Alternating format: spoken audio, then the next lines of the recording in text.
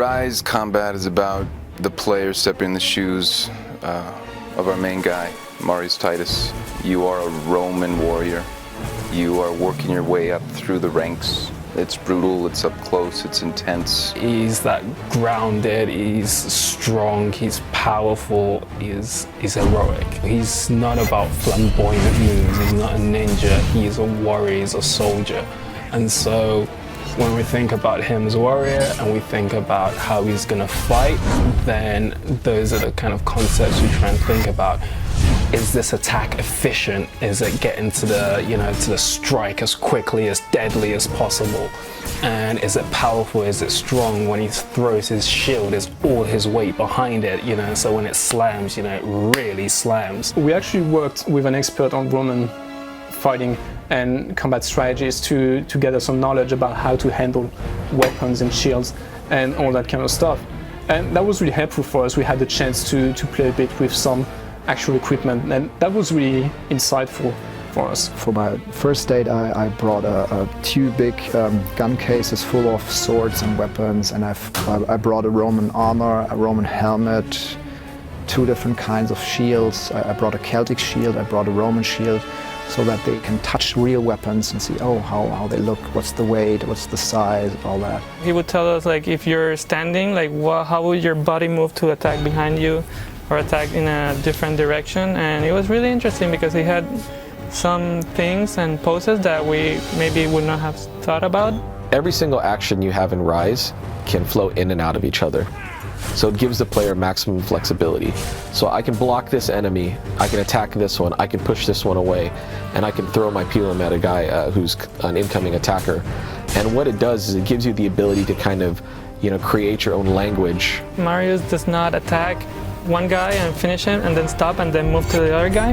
It really means he's attacking this one and then goes to a different guy and then another guy, push, deflect, stab. So he can all do that continuously as long as you're chaining the combos correctly. Based on the type of enemy you're dealing with, there'll be a way to defeat him. So certain enemies will have to kind of deal a lot more damage to take them out, and that can happen two ways. One is you can choose the damage perk and decide to kind of take more off of him, or you could choose the health perk to stay alive longer, to be able to maybe get more hit points. You go into an encounter and the first thing you do is say, okay, who am I facing? What can I do? And then the next one could be completely different because you've got a completely different setup. And then on top of that, we have this layer where they work together. And that's when things get even more interesting because they'll attack differently when they've got different supporting AIs around them.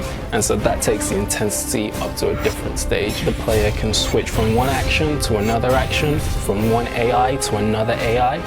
And it's also about how the AI interacts to try and break the player's flow. So in RYSE, you can expect to unlock a lot of executions throughout the course of the game. You're kicking a guy off a ledge, so you may kill him that way. If you get close to a fire, there's numerous executions there. If you're in the water, if you're against a wall, if you're against a ledge, it goes on and on and on. The executions really stack up. We're definitely going for a higher level of emotion out of our characters.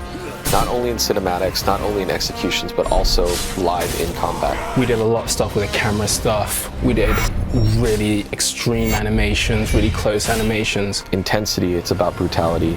It's about being close to the enemy that's trying to kill you as you're trying to kill him. So one of the final things we're really trying to achieve with the RYSE combat is give it a skill for mastery. When we take flow and we take the intensity of the AI and bring them together, that's when the depth and the scope for mastery becomes apparent. Because in one encounter, you can finish it a certain way. Maybe you kill everyone, but you didn't quite execute everyone.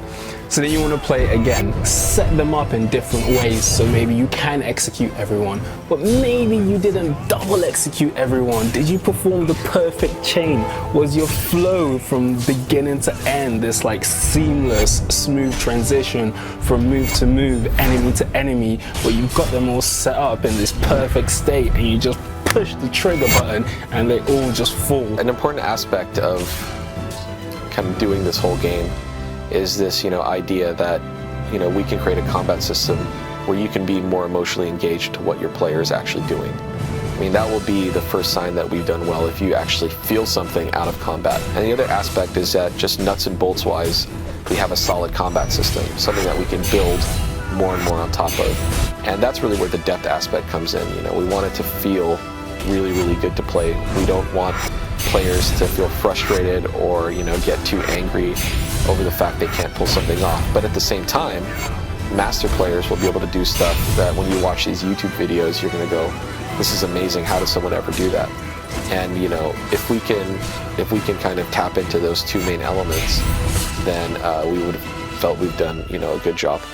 We've really done everything we can to wrap it all up to have a really good, full experience for the player.